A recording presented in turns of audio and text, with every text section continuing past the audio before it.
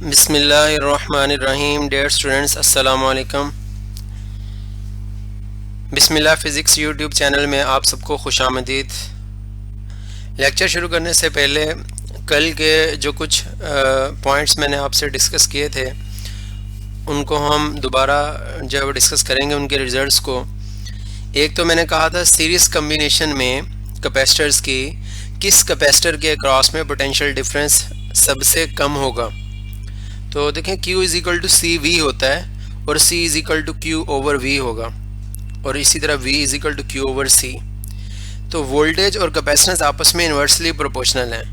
अगर कैपेसिटेंस ज़्यादा होगी तो पोटेंशियल डिफरेंस कम होगा और अगर कैपेसिटेंस कम है तो पोटेंशियल डिफरेंस ज़्यादा होगा। ये सीरीज़ कम्बिनेशन की बात कर रहे हैं। कैपेसिटर्स की सीरीज़ कम्बिनेशन में जिस कैपेसिटर की कैपेसिटेंस सबसे ज़्यादा है उसके अक्रॉस में पोटेंशियल डिफरेंस सबसे कम होगा। तो कल की जो एग्जांपल ली थी वो 15 माइक्रो कूलम सबसे ज़्यादा कैपेसिटेंस थी, तो उसके अक्रॉस में पोटेंशियल डिफरेंस सबसे कम होगा।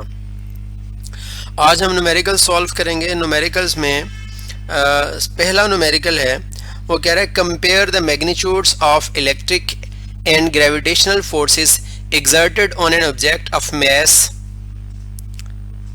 20 gram with and charge 20 microcoulomb by an identical object that is placed 10 centimeter from the first, where G is equal to 6.67 cross 10 per minus 11 Newton meter square per kg square।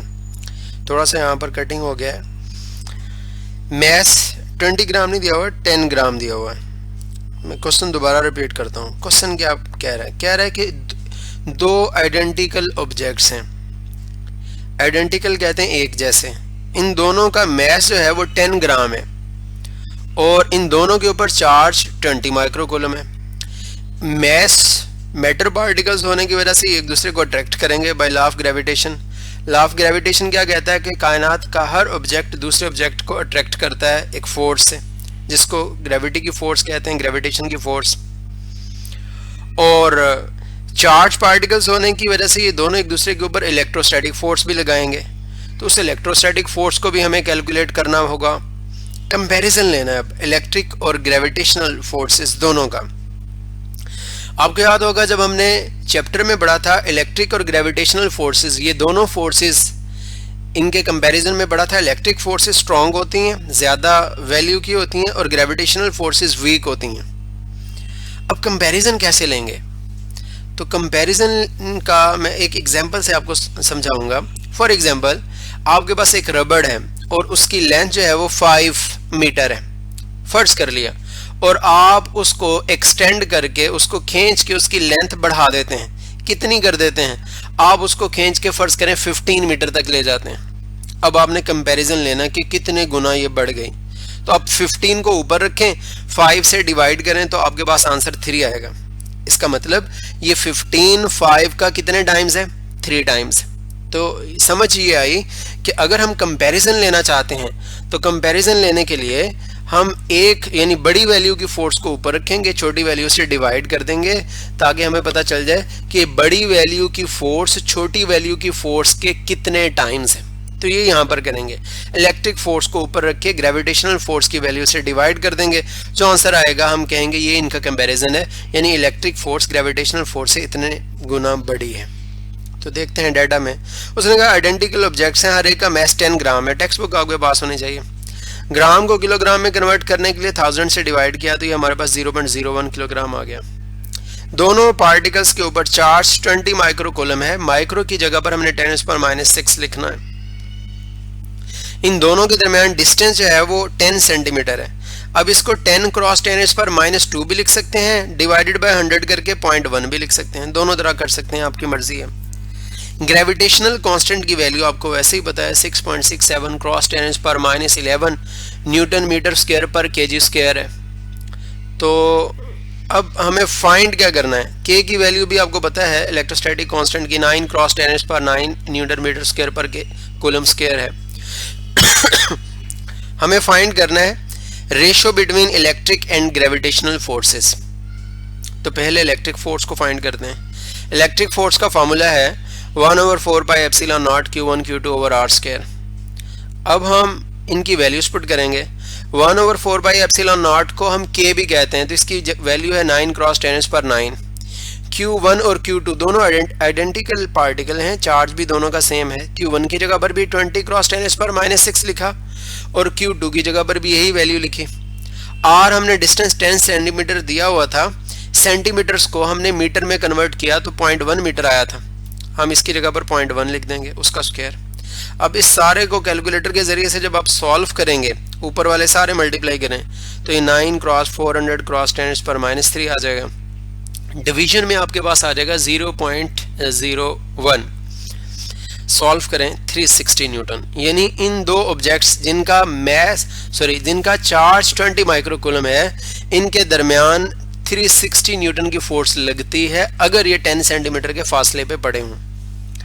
अब हमें क्या find करना है, Newton law use करके हमें gravity की force, gravitational force find करनी है।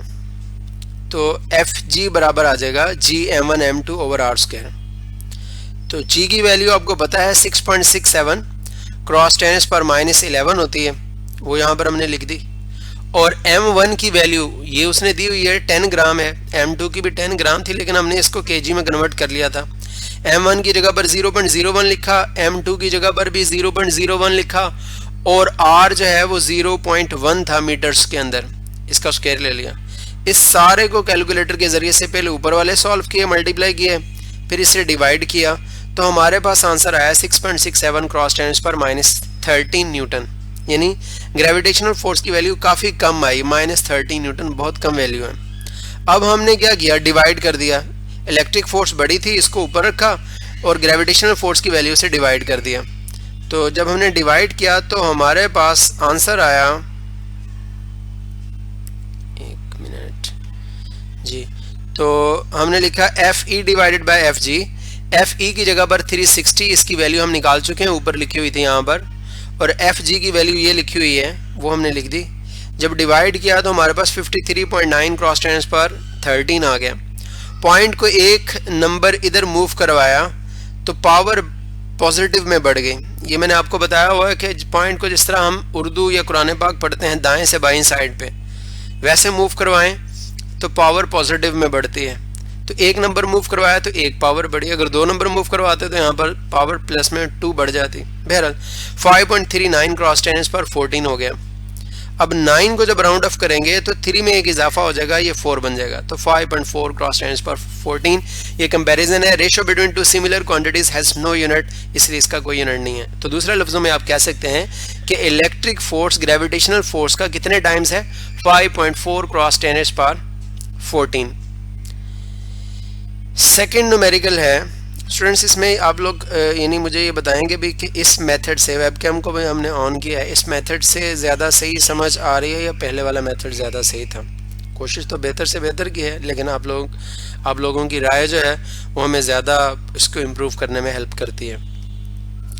12.2 है, calculate vectorially the net electrostatic force on the charge Q as shown in the fig. ये सामने आपके पास एक फिग दिखाई हुई है, ये एक फिग है। इस फिग में यहाँ पर चार्ज पड़ा है Q1, ये 1 माइक्रोकूलम है, पॉजिटिव चार्ज है। यहाँ पर एक चार्ज पड़ा है Q2, ये है -1 माइक्रोकूलम, और यहाँ पर एक चार्ज पड़ा है 4 माइक्रोकूलम का। कह रहा आपने वेक्टरली जो है वो फाइंड करना है कि इस 4 माइक्रोकूलम के चार्ज के ऊपर ये वाला चार्ज और ये वाला चार्ज, ये दोनों मिलके कितनी फोर्स लगा रहे हैं। तो ये फोर्स फाइंड करनी है हमें। तो क्या करेंगे उसके लिए हम ये करेंगे, सबसे पहले तो देखें ये 4 माइक्रोकूलम, हम इस फिग को पहले समझेंगे। ये न्यूमेरिकल फिग वाले बाज़ बच्चे कहते हैं जी हम सॉल्व नहीं करेंगे, तो स्टूडेंट्स अब जो है वो आहिस्ता आहिस्ता फिग वाले न्यूमेरिकल भी एग्ज़ाम में आ जाते हैं, तो इसलिए आपको जो है ये समझना भी चाहिए, सॉल्व भी करना चाहिए, प्रैक्टिस भी करनी चाहिए। और अगर चलें एग्ज़ाम के एतबार से इम्पोर्टेंट ना भी सही, बहुत ज़्यादा इम्पोर्टेंट आप कह लें ना भी सही, लेकिन जो बाज़ टेस्ट हैं आपके MD कैट के हो गए तो उसमें इस तरह की फिग वाले जो क्वेश्चंस हैं वो आ जाते हैं जिसमें आपको सॉल्व करना होता है, तो इसलिए कोशिश करें, इसकी प्रैक्टिस करें, बेहतर होगा। तो ये पॉजिटिव चार्ज, ये वाला भी पॉजिटिव चार्ज, पॉजिटिव चार्ज को रिपेल करेगा। तो ये देखें, ये रिपल्शन की फोर्स लग रही है, ये इस तरफ लग रही है, और ये वाला चार्ज नेगेटिव का है, और ये वाला चार्ज जो है 4 माइक्रोकूलम पॉजिटिव का है। ये नेगेटिव वाला चार्ज इस 4 माइक्रोकूलम को अपनी तरफ अट्रैक्ट करेगा, ये इस तरफ अट्रैक्ट करेगा, तो अट्रैक्शन की फोर्स इस तरफ लगेगी, तो ये रिपेल कर रहा है और ये अट्रैक्ट कर रहा है। तो इसके लिए थोड़ी सी डायग्राम हमने इसको दोबारा यहाँ पर ड्रॉ किया है।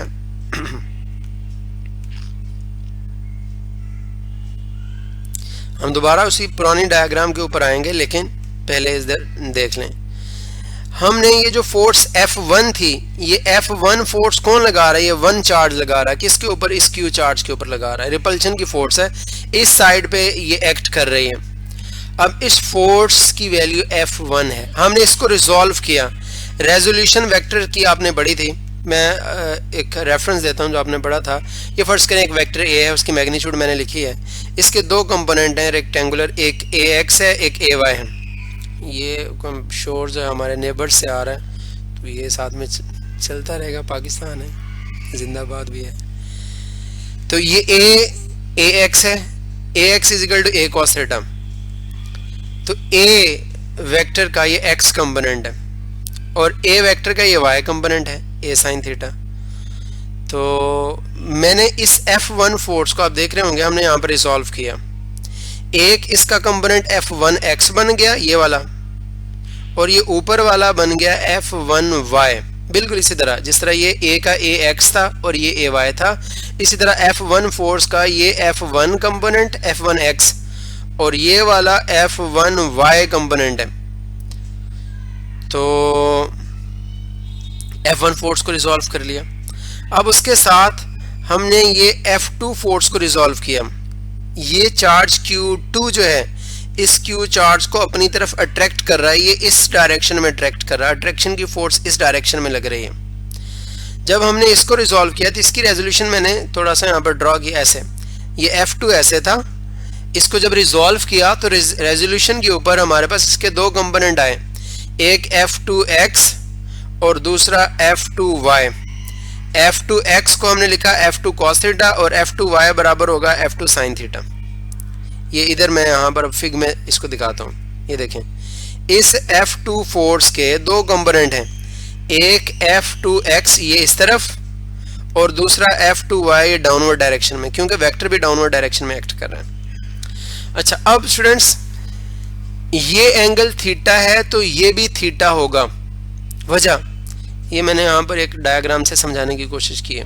फर्ज करें ये एक तिरछी लाइन है, इंक्लाइंड है, इस पे ये कई हॉरिजॉन्टल लाइनें क्रॉस कर रही हैं, तो ये एंगल, ये एंगल, ये एंगल, ये सारे बराबर होंगे। तो यही केस यहाँ पर बन रहा है।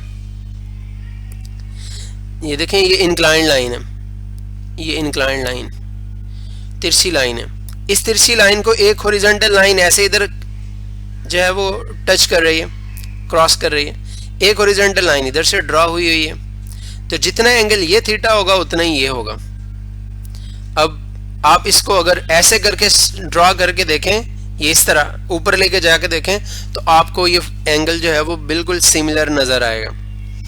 उसके साथ फिर हमने कहा कि ये एंगल भी थीटा है, ये भी थीटा है। ये किस बुनियाद पे कहा? आपने मैट्रिक में पढ़ा था अल्टरनेट एंगल। ये देखें, ये एक रेक्टेंगल बनी हुई है, इस रेक्टेंगल के अंदर ये दरमियान में अपोजिट कॉर्नर्स को मिलाने वाली लाइन को डायगोनल कहते हैं। इस डायगोनल का जितना एंगल यहाँ पर बन रहा है उतना ही यहाँ पर बनेगा, इसको हम अल्टरनेट एंगल कहते हैं। क्योंकि ये जो ट्राइंगल बन रही है वो इक्विलेटरल ट्राइंगल है, तो इसमें ये एंगल ऑलमोस्ट एग्जैक्टली नहीं है, लग रही है, एग्जैक्टली नहीं है। अच्छा, अब ये हमारे पास थीटा है, ये एंगल भी थीटा है, और अगर ये एंगल थीटा है तो ये भी थीटा होगा। अच्छा, अब इन दोनों पॉइंट्स का यहाँ से लेकर यहाँ तक का फासला 1 मीटर है। इस पॉइंट चार्ज का और इस पॉइंट चार्ज का फासला भी 1 मीटर है।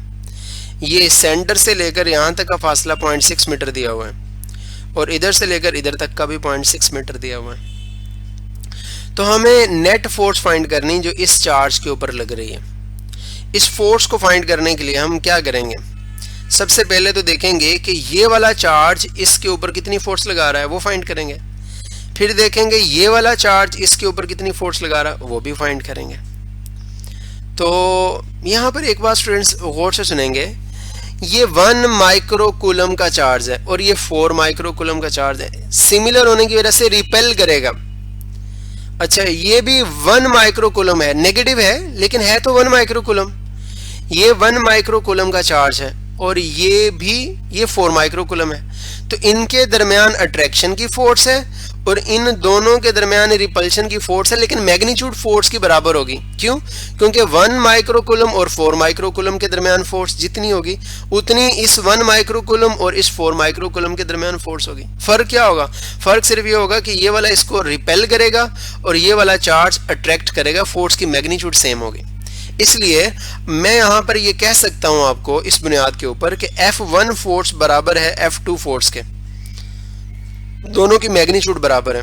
तो बहरहाल फॉर्मूला है K(Q1 Q2 over R square) या 1/4πε0 Q1 Q2 over R square।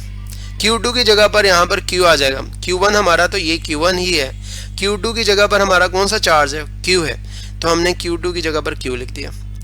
R1 इन दोनों का डिस्टेंस है, ये यहाँ पर शो भी किया हुआ है, हमने स्क्वायर लिख दिया। अब वैल्यूज पुट की, वैल्यूज कैसे पुट की? 1/4πε0 आप पढ़ के आए हैं 9 × 10⁹ के बराबर होता है। Q1 चार्ज, ये वाला चार्ज 1 माइक्रोकूलम है तो 1 × 10⁻6 लिख दिया माइक्रो की जगह पर। Q चार्ज ये वाला, इसकी जगह पर 4 माइक्रोकूलम, माइक्रो की जगह पर -6 10⁻, ये तो लिखा 4 × 10⁻6 लिख दिया। ये R1, इन दोनों चार्जेस का दरमियानी डिस्टेंस ये बराबर है R1 के और इसकी वैल्यू 1 मीटर है तो हमने 1 लिख दिया, ऊपर स्क्वायर आ गया।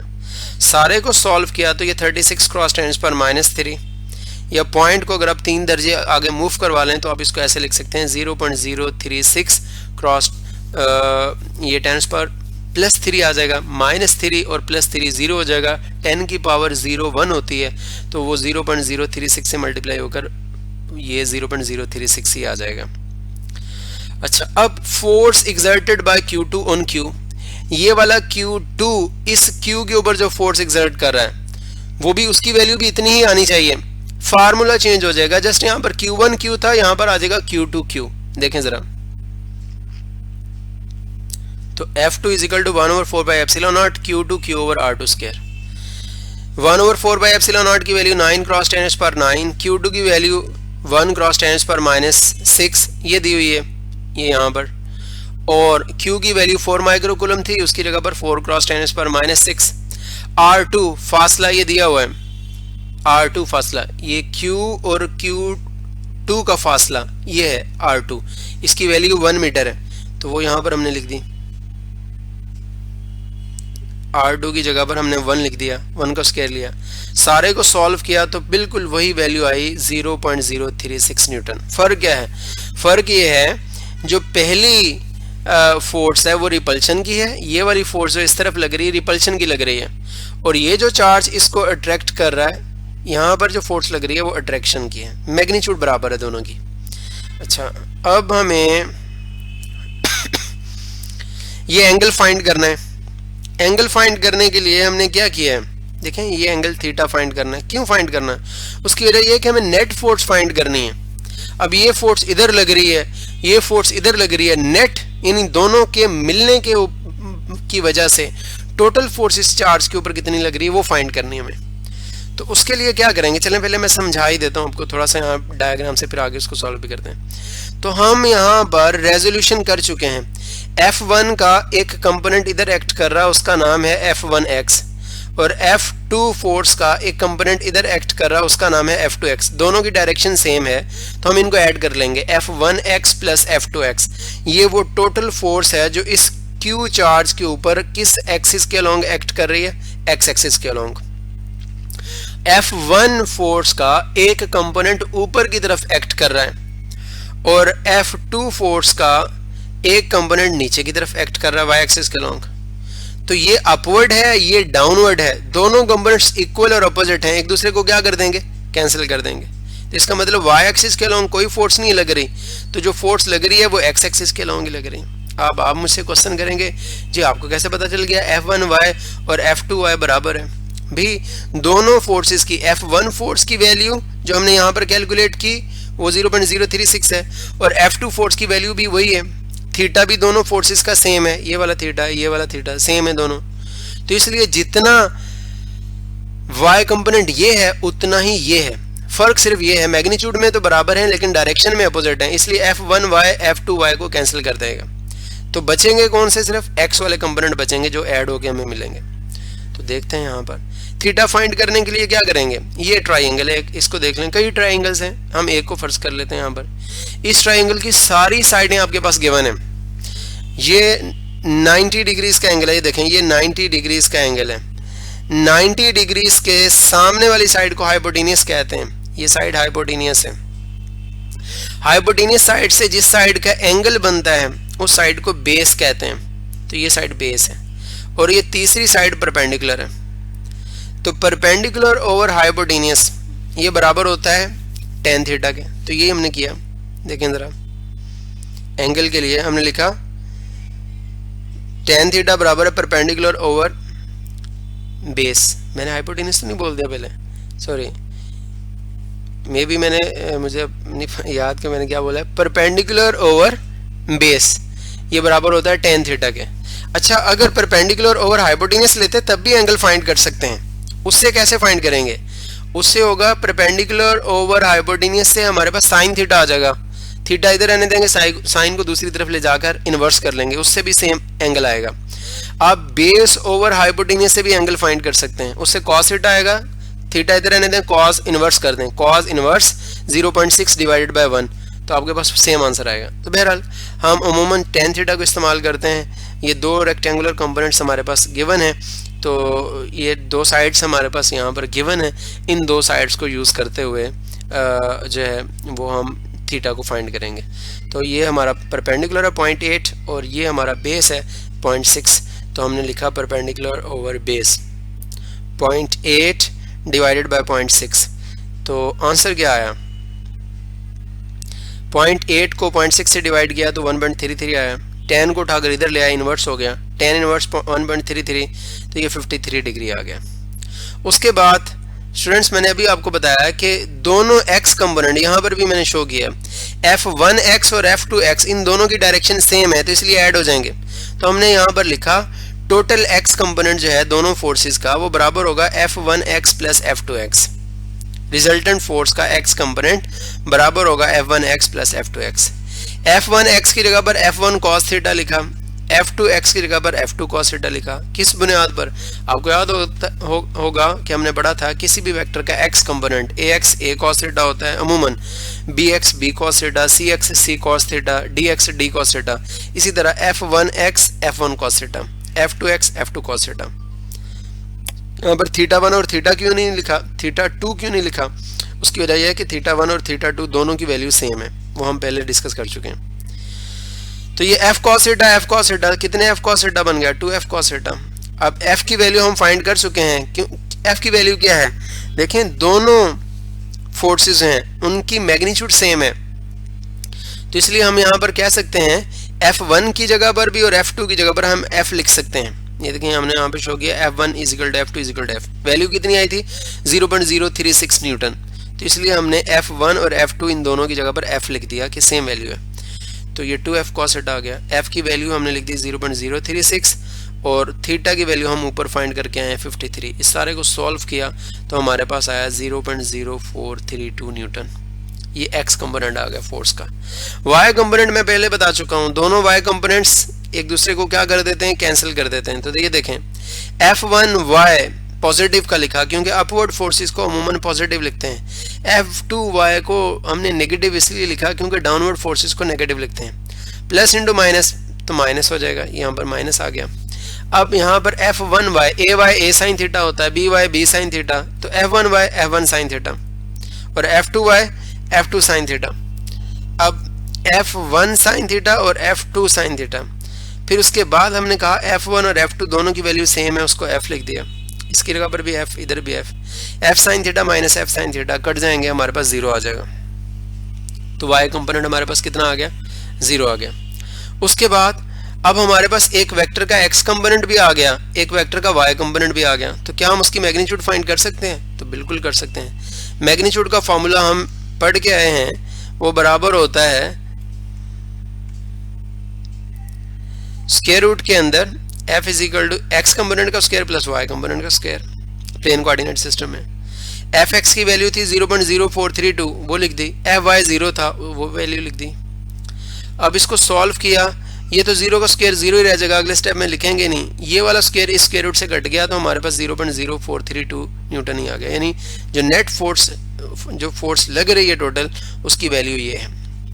अच्छा, अब इसमें हमने यहाँ पर ये कहा ये fy 0 है, ये तो ऊपर हम लिख सके हैं क्यों f1y और f2y इक्वल अपोजिट थे, कैंसिल कर दिया, इसलिए fy 0 था।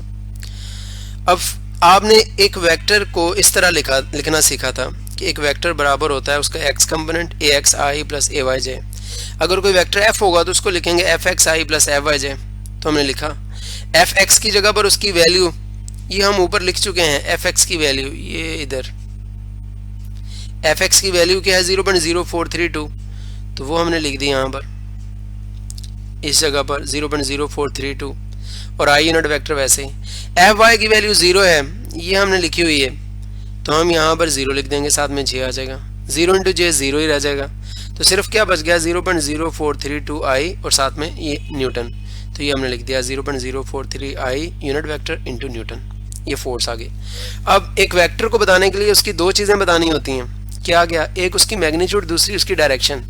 तो डायरेक्शन एंगल से बताई जाती है, तो हमने लिखा डायरेक्शन ऑफ एफ हेडिंग दी, और डायरेक्शन के लिए हम फॉर्मूला यूज़ करते हैं perpendicular over base is equal to tan theta. Tan को उठाकर उधर ले गए हैं, तो थीटा या अल्फा लिख के हम लिख सकते हैं tan inverse F Y over F X. ये फर्स्ट ईयर के अंदर हम बहुत दफ़ा ये फार्मूला पढ़ चुके हैं। एफ वाई 0 था, एफ एक्स जो है वो उसकी वैल्यू 0.0432 थी, वो लिख दी दोनों की वैल्यूज। 0 ओवर समथिंग 0 होता है, टेन इनवर्स 0 ही रहेगा, तो इसका मतलब 0। अब 0 का मतलब क्या है? 0 का मतलब ये है कि टोटल फोर्स लगी एक्स एक्सिस के लॉन्ग रही है, इसके ऊपर सिर्फ इस डायरेक्शन में फोर्स लग रही है, और ये वाली डायरेक्शन और ये वाली डायरेक्शन वाली फोर्सेस तो आपस में क्या कर देती हैं, एक दूसरे को कैंसिल कर देती हैं। तो सिर्फ फोर्स के साथ आई यूनिट वेक्टर का होना ये बताता है कि इस चार्ज के ऊपर जो फोर्स लग रही है वो सिर्फ एक्स एक्सिस के लॉन्ग लग रही है। तो इसके बाद जो है स्टूडेंट्स आज के लिए फिर इतना ही काफ़ी है, 27 मिनट्स का हो गया ये, तो बाकी फिर इंशाल्लाह जो है वो कल करेंगे। मुझे अपनी राय ज़रूर देंगे कि ये मेथड ज़्यादा ठीक है या पहले वाला ज़्यादा ठीक।